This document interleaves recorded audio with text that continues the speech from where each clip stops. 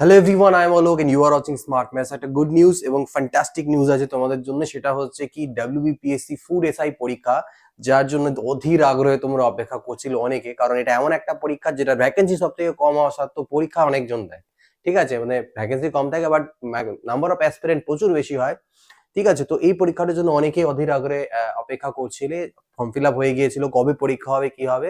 তো ফাইনালি তার অবসান ঘটেছে। পিএসসি থেকে একটা নোটিশ জারি করে দেওয়া হয়েছে যে এর পরীক্ষা কবে নেওয়া হবে। তো কুইকলি আমরা দেখে নেবো এই নোটিশে কত কি বলা হয়েছে, কবে পরীক্ষা, কতটা সময় তোমাদের কাছে বাকি আছে, এটসেট্রা। তো পিএসসির অফিসিয়াল ওয়েবসাইটে যদি তোমরা চলে যাও, ডাব্লিউবিপিএসসির অফিসিয়াল ওয়েবসাইটে, সেখানে গিয়ে তোমরা যদি নোটিফিকেশন সেকশনে চলে যাও আর কি, এখানটায় নিচে দেখবে নোটিশ থাকে, এখানটায় ভিউ অল বলে, এই নোটিশে যদি চলে যাও এখানে দেখতে পাবে প্রথমে important announcement regarding food SI পরীক্ষা। তো এটা অলরেডি আমি ডাউনলোড করে রেখেছি, এখান থেকে ডাউনলোড করে নিতে পারবে। হতে পারে পরবর্তীতে আবার এটা নাও খুলতে পারে অনেক সময়। ঠিক আছে, তো এখান থেকে আমি দেখে নেব আমাদের যেটা আছে। ওকে, সো দেখো, এই হচ্ছে আমাদের নোটিফিকেশন, অলরেডি আমি ডাউনলোড করে নিয়েছিলাম এটাকে। দেখবো কি বলা আছে। Public service commission West Bengal, okay, advertisement number 4/2023, important announcement কি বলছে। Competitive examination for recruitment to the post of sub inspector in the subordinate food supply service grade 3 under food supplies department government of West Bengal 2022। Attention of all the candidates who have applied for the above mentioned examination is hereby drawn. সবার মানে দৃষ্টি আকর্ষণ করা হচ্ছে যারা apply করেছো, that the commission will hold the competitive examination for recruitment to the sub inspector in the food supplies department, যাই হোক না কেন এটাতে, West Bengal 2022 tentatively on 16 March and 17 March.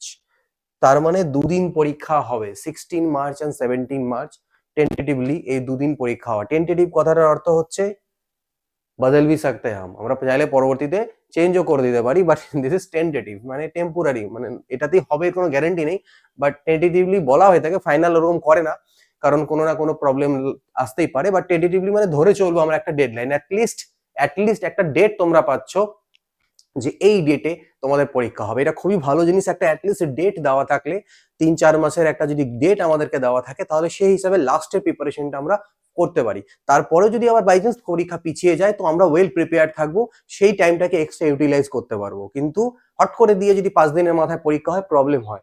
তো এখানে তাও আমাদের কাছে 16ই মার্চ, অর্থাৎ আজকে যদি আমি বলি জানুয়ারির 3 থেকে 4 তারিখ আর কি, তো জানুয়ারিটা ধরে নিলাম গোটাটাই। তো জানুয়ারি, ফেব্রুয়ারি আর মার্চের অর্ধেক, মানে আড়াই মাস মাত্র তোমাদের কাছে আর সময় আছে এটার প্রিপারেশন করার জন্য। তো লেগে পড়ো, মানে এখন সবকিছু বাদ দিয়ে নিউ ইয়ারের যা মজা করার করে নিয়েছো। যারা পরীক্ষাটা দিতে চাও সিরিয়াসলি, জানি ভ্যাকেন্সি অনেকটা কম আছে, বাট যারা সিনসিয়ারলি প্রিপারেশন করে দিতে চাও, অ্যাটলিস্ট যাতে নিজের কোনো খামতি না থাকে, পরবর্তীতে নিজেকে আফসোস না করতে হয় যে আমি তো আমার 100% দিইনি। তারপরে কি হবে না হবে সেটা পরীক্ষা দিয়ে বেরিয়ে আসার পরের ব্যাপার, ঠিক আছে। তো লাস্টে যেহেতু বেশি সময় আর নেই, আড়াই মাস টাইম আছে, এর মধ্যে পরীক্ষার একটা ডেট দেওয়া হয়েছে।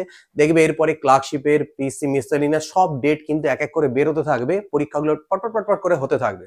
তো এইটাই ক্রুশিয়াল টাইম নিজেদেরকে ফুল ফর্মে প্রিপারেশন করানোর।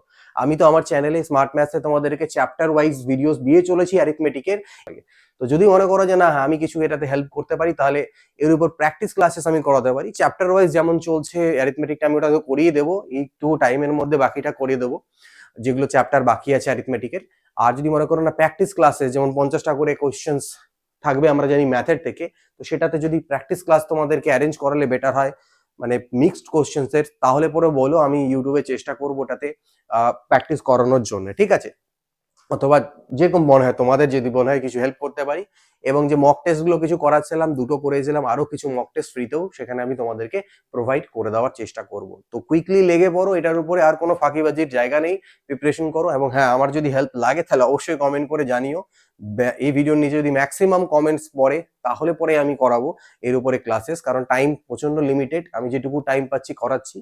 কিন্তু যদি মনে হয় না এটার জন্য তোমরা ইন্টারেস্টেড আছো এই পরীক্ষাটাতে, যে আমি কিছু করাতে পারি, লাস্ট আড়াই মাসের প্রিপারেশনটা খুবই ক্রুশিয়াল।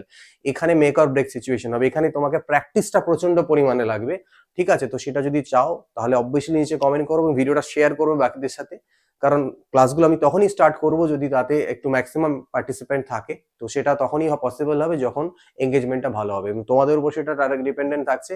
তো বাকিদের বন্ধু বান্ধবের সাথে শেয়ার করো এবং কমেন্ট করে জানিও যে কি ধরনের ক্লাস করালে বেটার হয়, সেটাও একটা সাজেস্ট তোমরা বলতে পারো অ্যাজ এ স্টুডেন্ট। বাকি তো আমি আমার টিচার হিসাবে আমি সেটা ডিসাইড করে নেব যে কি ধরনের ক্লাসেস এর উপরে এক্সট্রা তোমাদেরকে দিলে পরীক্ষাতে তোমরা যে 50 মার্কস আছে ফুড এসআই এর ম্যাথে সেটাতে ভালো স্কোর করতে পারবে। তো চলো আজকের এই ভিডিওতে এইটুকুই। খুব শীঘ্রই দেখা হবে পরবর্তী ক্লাস নিয়ে। Then goodbye, take care and always keep practising.